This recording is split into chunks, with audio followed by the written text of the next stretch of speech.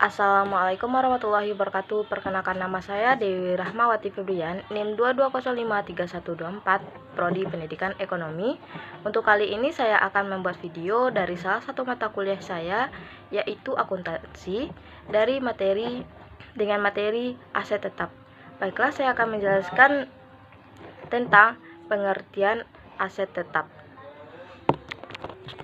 Aset tetap adalah aset tidak lancar yang berwujud, dimiliki dan digunakan oleh perusahaan dalam operasionalnya untuk menghasilkan pendapatan. Oleh karena itu, aset tetap memiliki masa pemanfaatan yang lebih besar daripada aset lancar dan biasanya tidak untuk dikonsumsi atau diubah menjadi kas dalam waktu 1 tahun. Aset tetap adalah barang penting bagi perusahaan dan dibeli atau disewa hanya sekali dalam beberapa tahun. Aset tetap mengacu pada aset berwujud jangka panjang.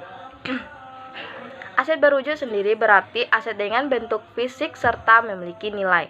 Contohnya, properti, gedung pabrik, dan peralatan yang digunakan dalam operasional bisnis. Penggunaan aset berwujud memberikan manfaat keuangan jangka panjang, memiliki masa manfaat lebih dari 1 tahun, dan diklasifikasikan sebagai aset tetap di neraca. Selanjutnya yaitu ada materinya karakteristik aset tetap. Salah satu fungsi aset tetap adalah agar perusahaan tetap mampu memproduksi atau memasuk barang atau jasa untuk disewakan atau untuk digunakan dalam perusahaan. Karakteristik yang selalu muncul dari aset tetap adalah yang pertama, yaitu punya masa pemanfaatan lebih dari 1 tahun. Aset tetap adalah aset tidak lancar yang dimiliki masa manfaat lebih dari 1 tahun dan tercatat di neraca perusahaan sebagai aset tetap. Ini karena aset tetap sangat dibutuhkan perusahaan untuk keberlangsungan bisnisnya. Istilah tetap menunjukkan bahwa aset tersebut tidak akan digunakan atau dijual. Yang kedua, dapat disusutkan nilainya. Karakteristik aset tetap selanjutnya bahwa nilainya dapat disusutkan. Hal tersebut untuk mencerminkan keausan penggunaan aset tetap, kecuali bila aset tersebut berupa tanah atau lahan.